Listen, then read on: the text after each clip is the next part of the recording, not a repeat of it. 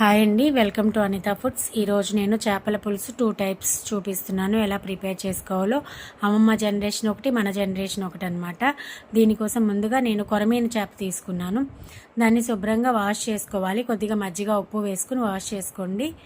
తర్వాత కొద్దిగా పసుపు ఉప్పు వేసేసుకుని కొద్దిగా కారం వేసుకుని ఇలాగా మొత్తం చేయి పెట్టేసి ముక్కలకు పట్టేలాగా కలిపేసుకోవాలి. ఇలా మొత్తం కలిపేసుకున్న తర్వాత మూత పెట్టి పక్కన పెట్టేసుకోండి. తర్వాత ఉల్లిపాయలు, టమోటా, వెల్లుల్లిపాయలు, పచ్చిమిర్చి తరుగు తీసుకుంటున్నాను. అలాగే ధనియాలు, జీలకర్ర పొడి తీసుకుంటున్నాను. ఇప్పుడు ఉల్లిపాయలు, టమోటా చిన్నదనమాట, కొన్ని వెల్లుల్లి రెబ్బలు తీసుకుని మిక్సీ చేసుకోవాలి కొద్దిగా కచ్చాపచ్చాగా.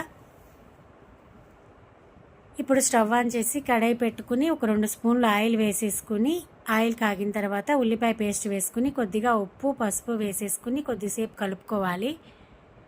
ఇది కొద్దిగా వేగిన తర్వాత 1 స్పూన్ కారం వేసుకుని అలాగే 2 పచ్చిమిరపకాయ చీలికలు వేసుకుని అది కూడా కొద్దిసేపు వేగనివ్వాలి. ఇది వేగాక ఈ చేప ముక్కలు ఉన్నాయి కదా, ఇవన్నీ ఇలా పెట్టుకోవాలి దీని మీద. ఇప్పుడైతే స్టవ్ మీడియం ఫ్లేమ్లో పెట్టుకుని చేసుకోండి, లేకపోతే మాడిపోతుంది.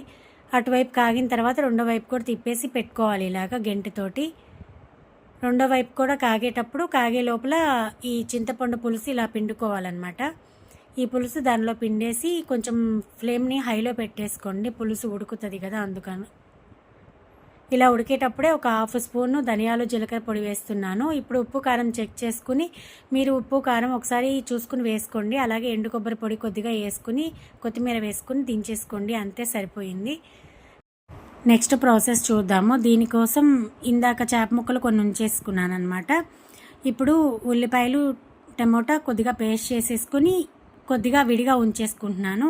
సో స్టవ్ ఆన్ చేసేసి కడాయి పెట్టుకుని ఒక 2 స్పూన్ల ఆయిల్ వేసేసుకుని ఉల్లిపాయ ముక్కలు అలాగే ఉల్లిపాయ పేస్ట్ కూడా వేసుకుని కొద్దిగా ఉప్పు పసుపు వేసేసి ఇలా కలిపేసుకోవాలి. ఇది వేగిన తర్వాత 2 పచ్చిమిర్చి చీలికలు వేసేసుకుని అలాగే పచ్చిమిర్చి ఆప్షనల్ అండి, వేసుకుంటే వేసుకోవచ్చు లేదంటే లేదు.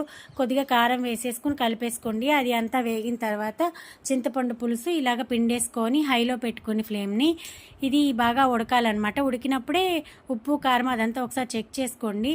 తక్కువైతే ఇప్పుడు యాడ్ చేసేసుకోండి. అలాగే 1 స్పూను ధనియాలు జీలకర్ర పొడి వేసేసుకోవాలి. ఇది ఇలా ఉడికేటప్పుడే చేప ముక్కలు వేసేసుకోవాలి దీనిలోకి. చేప ముక్కలు తీసుకునే క్వాంటిటీని బట్టి మనం ఉప్పు కారం మసాలా పౌడర్ యాడ్ చేసుకోవాలి. సో ఒక 1/2 స్పూను కొబ్బరి పొడి వేస్తున్నాను, ఎండు కొబ్బరి పొడి. ఇంతేనండి. రెండో వైపు కూడా తిప్పేసుకుని ఇలా 1 నిమిషం ఒక 5 మినిట్స్ ఉడకనిచ్చి కొద్దిగా కొత్తిమీర చల్లి దించేసుకోండి. ఇది అమ్మమ్మ వాళ్ళ టైప్ అనమాట. Thank you so much for watching my video.